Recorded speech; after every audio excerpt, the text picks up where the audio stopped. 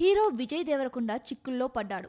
గిరిజన ప్రజల గురించి తప్పుగా మాట్లాడారంటూ tribal lawyers association president Kishan Raj Chauhan పోలీసులకు ఫిర్యాదు చేశారు. ఈ క్రమంలోనే విజయ్పై కేసు నమోదైనట్లు తెలుస్తోంది. సూర్య హీరోగా నటించిన retro cinema pre release event కు విజయ్ దేవరకొండ ముఖ్య అతిథిగా వెళ్లాడు.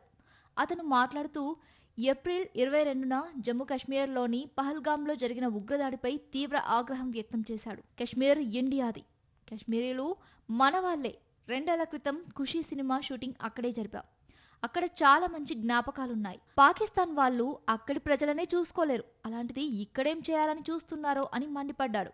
ఇండియా పాకిస్తాన్పై దాడి చేయాల్సిన అవసరం లేదని, అక్కడి ప్రజలకే విరక్తి వచ్చి పాక్ ప్రభుత్వంపై తిరగబడతారని జోష్యం చెప్పారు. 500 ఏళ్ల క్రితం గిరిజనులు కొట్టుకున్నట్లు బుద్ధి లేకుండా, కనీస కామన్ సెన్స్ లేకుండా ఇలాంటి పనులు చేస్తున్నారని అన్నారు. మనమంతా ఐకమత్యంగా ఉండాలని స్పీచ్ ఇచ్చాడు. దీంతో ఉగ్రవాదుల్ని గిరిజనులతో పోల్చడంపై ట్రైబల్ లాయర్స్ అసోసియేషన్ ఆగ్రహం వ్యక్తం చేసింది.